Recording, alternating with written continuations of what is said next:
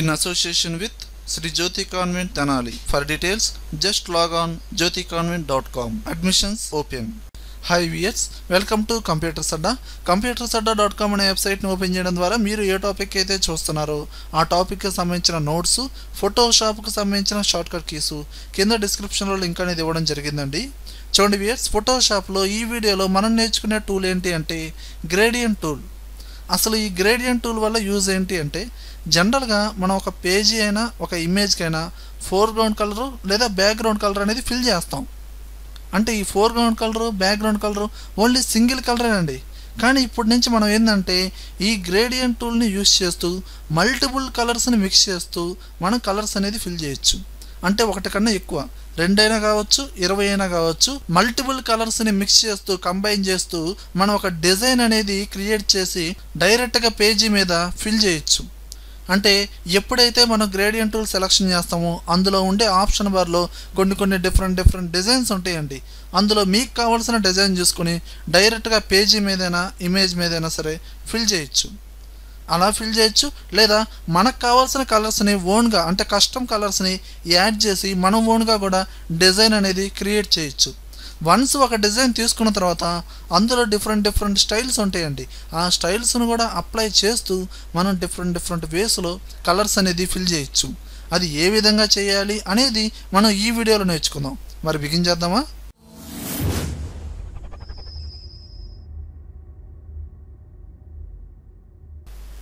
Okay viewers, నేను already Photoshop open చేశానండి. ఇందులో ఫస్ట్ ఆఫ్ ఆల్ ఒక న్యూ పేజీ తీసుకుందాం. ఓకే, నేను ఒక న్యూ పేజీ తీసుకుంటున్నానండి, ఏదైనా మీ ఇష్టం. ఓకే, ఇప్పుడు మనం నేర్చుకున్న టూల్ ఏంటి అంటే ఈ ఎరేజర్ టూల్స్ కిందే ఉందండి గ్రేడియంట్ టూల్. అంటే ఇందులోనే gradient tool, paint bucket, 3D material drop tool, ఇందులో 3 టూల్స్ ఉన్నాయండి. ఇందులో ఫస్ట్ ఆఫ్ ఆల్ మనం నేర్చుకునేది గ్రేడియంట్ టూల్ అంటే ఈ వీడియోలో. ఓకే మరి దీనికి షార్ట్ కట్ ఏంటంటే జీ. అదే కీబోర్డ్లో షిఫ్ట్ జీ ప్రెస్ చేశారనుకోండి ఆటోమేటిక్గా అందులో ఉన్న టూల్స్ అన్నీ చేంజ్ అవుతూ ఉంటాయి ఈ విధంగా. ఓకే, ఇప్పుడు చూడండి, మనం ఏంటంటే ఇక్కడ దీన్ని ఫోర్గ్రౌండ్ కలర్ అంటారు, దీన్ని బ్యాక్గ్రౌండ్ కలర్ అంటారు. ఈ కలర్స్ని చేంజ్ చేయడం వచ్చు కదా.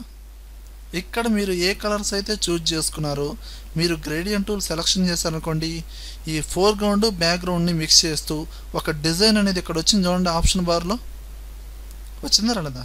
ఇప్పుడు ఎగ్జాక్ట్గా మీరు ఈ పక్కన యారో మార్క్ ఉంది కదా, దాని మీద ప్రెస్ చేయండి. ఇక్కడ ఫస్ట్ ఆఫ్ ఆల్ కనిపించే డిజైన్ ఫోర్గ్రౌండ్లో బ్యాక్గ్రౌండ్లో ఏ కలర్ అయితే ఉందో ఆ కలర్ డిజైన్ వచ్చింది. ఇంకా అడిషనల్గా డిఫరెంట్ డిజైన్స్ వచ్చినాయి. అంటే వాడు డిఫాల్ట్గా కొన్ని స్టైల్స్ ఇచ్చాడు.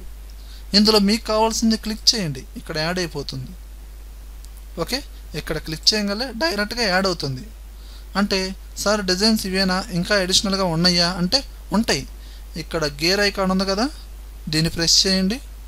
ఇక్కడ మీకు కలర్ హార్మోనియస్ ఉందా లేదా, ఇక్కడి నుంచి ఇక్కడ దాకా ఇవన్నీ కేటగిరీస్.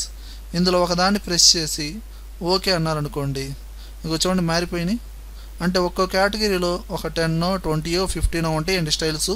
మీరు ప్రతిదాన్ని చూజ్ చేసుకోవచ్చు. చూజ్ చేసిన తర్వాత మనం ఏం చేయాలి అనేది ఇప్పుడు చెప్తాను. ఓకే, చూడండి, ఇప్పుడు దీన్ని ప్రెస్ చేయండి.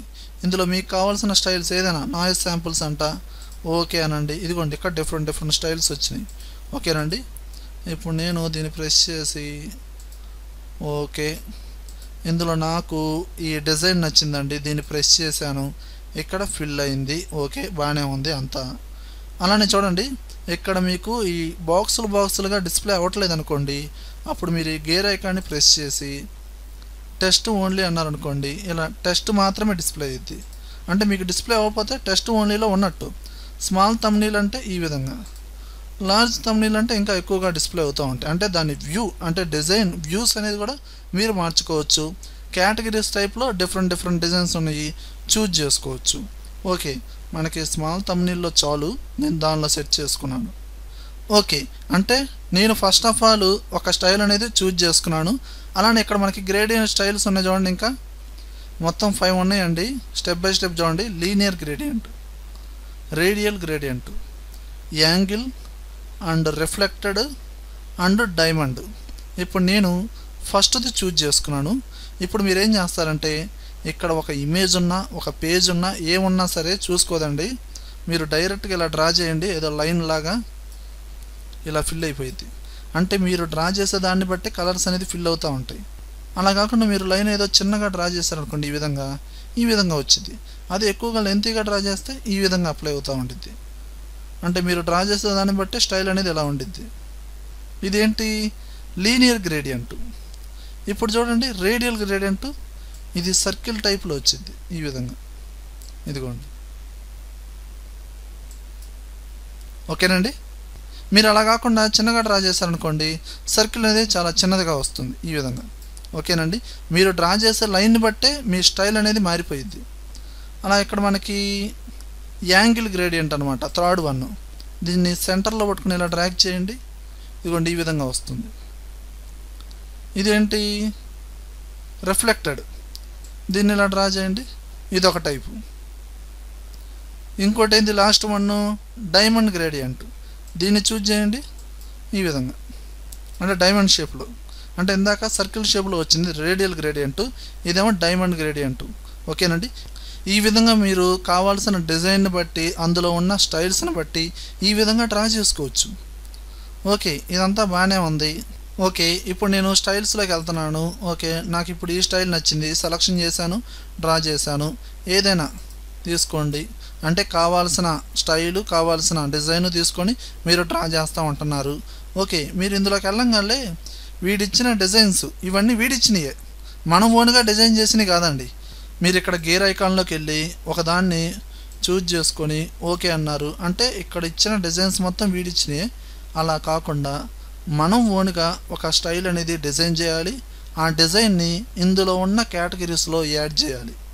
అది ఎలా అంటే ఇప్పుడు మీరు ఏం చేస్తారంటే ఈ యారో కీని ప్రెస్ చేయకుండా ఈ కలర్స్ ఉన్నాయి కదా దీని మీద ప్రెస్ చేయండి, సపరేట్గా ఒక బాక్స్ అనేది ఓపెన్ అవుతుంది. ఓకేనండి. అప్పుడు ఇక్కడ కూడా ఈ గేర్ ఐకాన్ వచ్చింది చూడండి, దీన్ని ప్రెస్ చేసి కావాల్సిన కేటగిరీస్ ఓకే అన్నారంటే ఆటోమేటిక్గా స్టైల్స్ వస్తాయి, డిజైన్స్.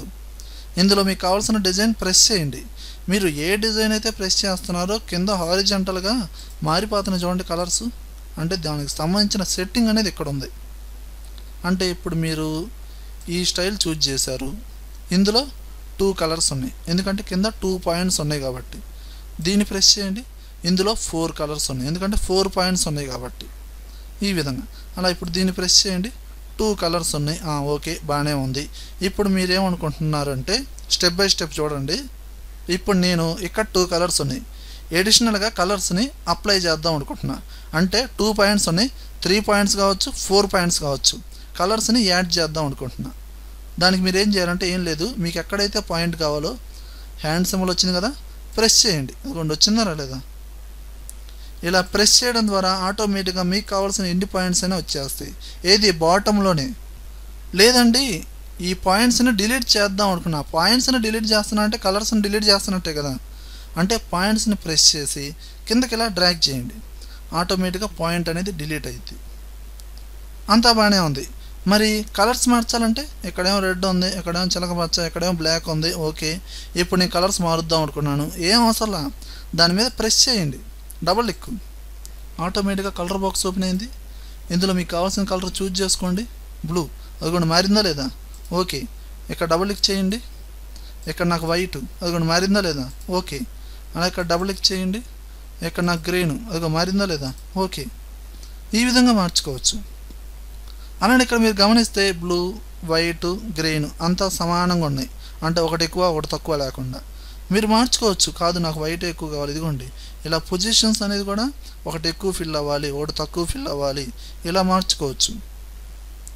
అలా 2 కలర్స్ను కూడా మీరు కంబైన్ చేస్తూ ఇందులో వైట్, ఇదేమో గ్రీన్, చూడండి ఇప్పుడు వైట్ ఎక్కువ కావాలి, సో దీన్ని రైట్ సైడ్కి మూవ్ చేయడమే.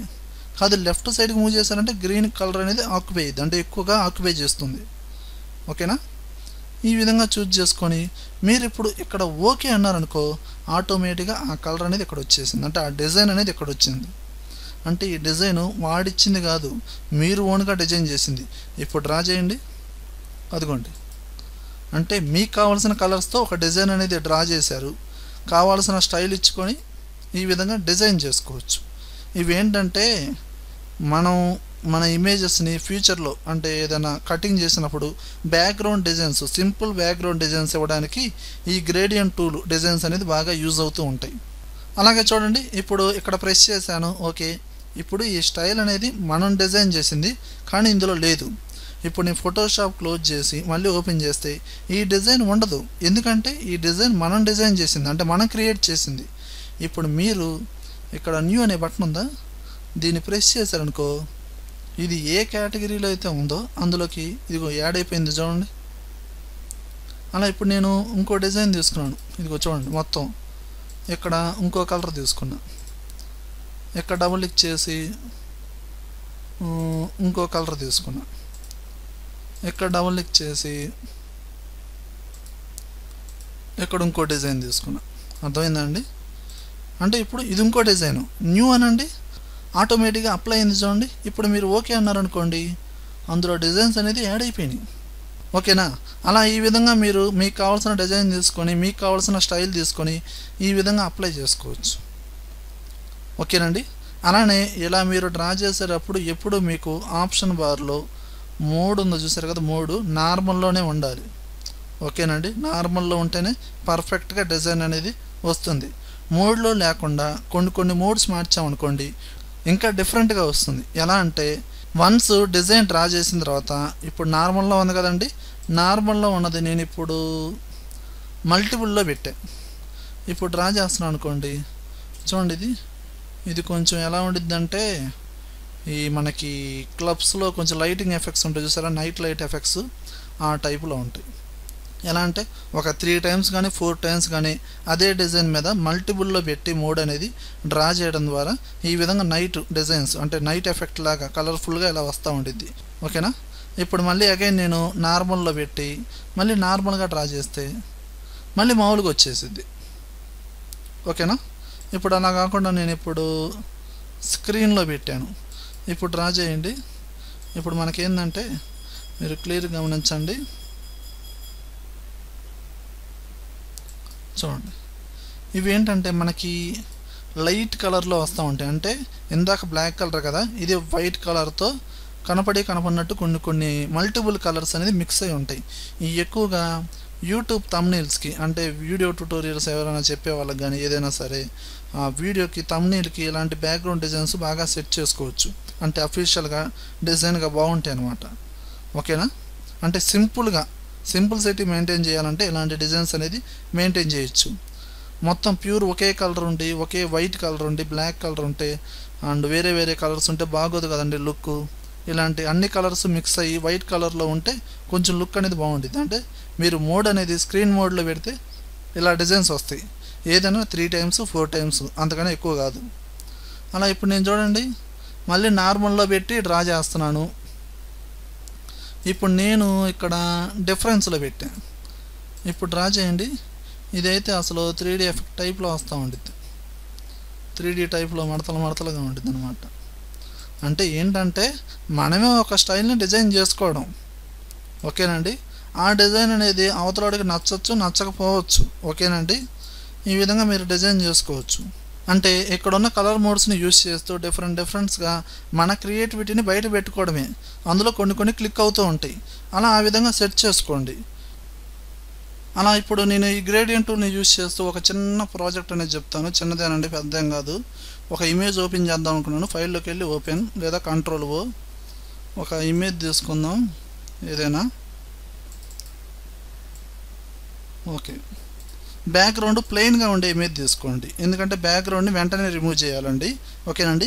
బ్యాక్గ్రౌండ్ని బాగా క్లియర్గా రిమూవ్ చేయాలి అంటే మీకు ఇంకా ఫ్యూచర్ టూల్స్ వస్తాయండి, పెన్ టూల్. కానీ స్పీడ్గా రిమూవ్ చేయాలంటే మీకు ఆల్రెడీ ఈ మ్యాజిక్ ఎరేజర్ టూల్ చెప్పాను. బ్యాక్గ్రౌండ్ ప్లెయిన్గా ఉందనుకోండి, దాని మీద ప్రెస్ చేయండి, ఆటోమేటిక్గా రిమూవ్ అయిపోయింది చూడండి.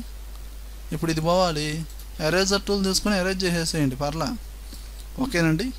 ఇప్పుడు చూడండి, ఇప్పుడు నేనేం చేస్తాను అంటే ఇది ఒక లేయర్ కానీ బ్యాక్గ్రౌండ్ అనేది ట్రాన్స్పరెంట్గా కనబడుతుంది.